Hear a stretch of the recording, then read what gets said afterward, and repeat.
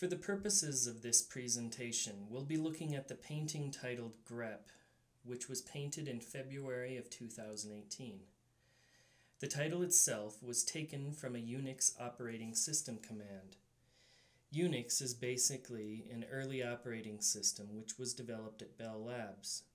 It was later given to a bunch of universities and companies which then could write programs for it to do a variety of things. The term grep basically means to search, and in this case I found it to be an apt name due to the fact that it's also similar to the word grip and grasp.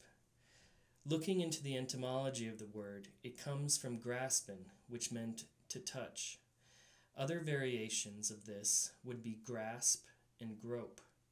So to grep, to me, always was synonymous with the idea of searching. With a bit of research, I've found that the term actually stands for globally search a regular expression and print. And there was actually a guy who came up with the term. His name was Ken Thompson. So, back to the painting. The painting itself comes from a first-person perspective. I used to make paintings of the first-person shooter game Counter-Strike. I started playing Counter-Strike in a cyber cafe in Prague. You could buy drinks there and everybody was smoking. One time, two police carrying AK-47s came into the cafe and played with us. They used the same AKs they had in the game as well. After they were finished, they got their guns and went back to their jobs. So this painting was done in a tradition of my previous paintings about Counter-Strike. Except in this case, there was no gun in the avatar's hand, but instead, they were reaching out in a forest, trying to grasp something amorphous and digital, something which looks like an organ of some sort, but which is also composed of pixels. In the creation of this work, I divided the panel into 8 different sections, and I approached the painting in a highly systematic manner. I would print out an image which was the same size as the area which I was painting, and I would work copying it as closely as possible every day. This was in stark contrast to how I normally made a painting, which is one reason why undertaking the painting in this manner was appealing to me. Normally, I would approach painting in a very gestural and spontaneous manner. In fact, I'm working on a large abstract painting which also develops throughout the course of the painting of the person reaching out in the forest. Speaking of videos, I make a lot of them. Throughout the year, I've made 106 videos documenting my painting progress. Documentation has become really important as it relates to the making of my work. I'm constantly taking short videos at the end of my studio sessions, and these can be useful to reflect upon. I upload everything to YouTube because then everything is clearly time-stamped and I can't lose it. I'm not interested in generating some sort of following on this channel. I just want to use it as a type of archive. I'm also someone who is constantly posting articles, inspirational photos, videos, and everything else to my blog. By compiling all of these different things into one space, I can make more sense out of what's important to me and what isn't.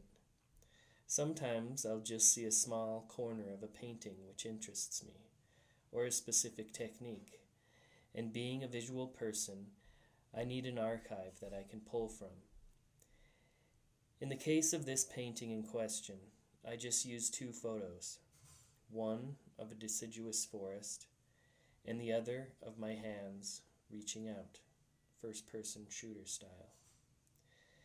In this respect, I guess it's the first of this series of works where I used my real hands as opposed to those from Counter-Strike. I wanted to see what a first-person shooter game would look like when the character wasn't carrying a weapon, but rather searching in the forest. It was more akin to a snapshot of a simulation of reality, rather than a game where you had to shoot anything. It's interesting to note that the guy who came up with the term grep also created a video game in 1969 called Space Travel. The game was a simulation of a spaceship that was going through space, and the only objective was to land on planets. The graphics weren't the first concern, but rather simulating the gravitational pulls of various planets.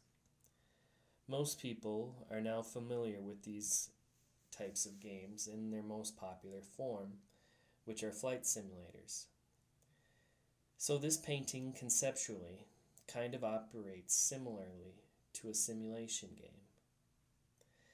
It's also an instance where I painted a lot more illustratively than I normally would. I was always cautioned against being illustrative while I was at the Lime Academy.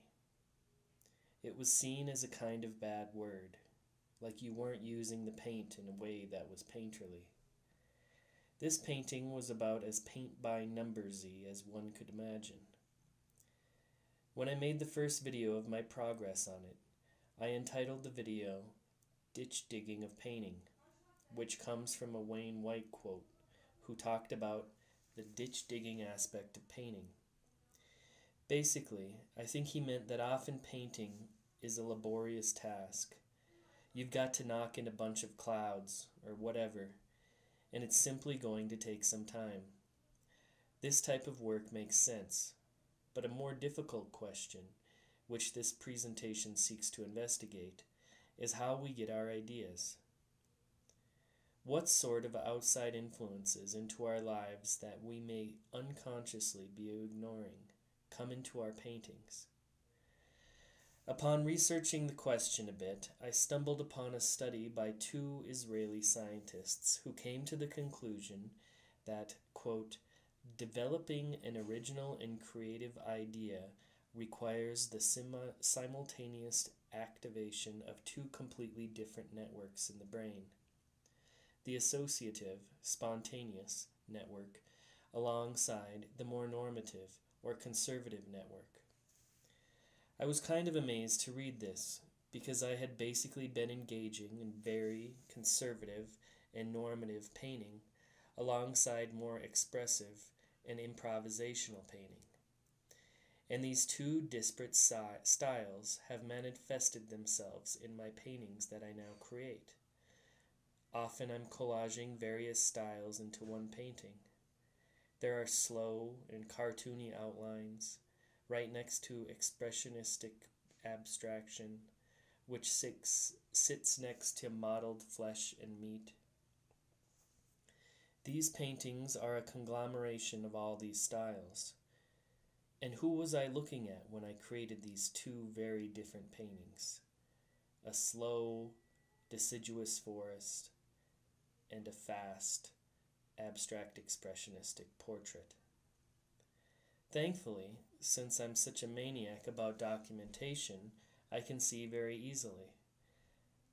I dug into my archive for my research blog, and I could see that I was actually creating this painting at the exact same time that I posted a video of Jim Shaw being interviewed.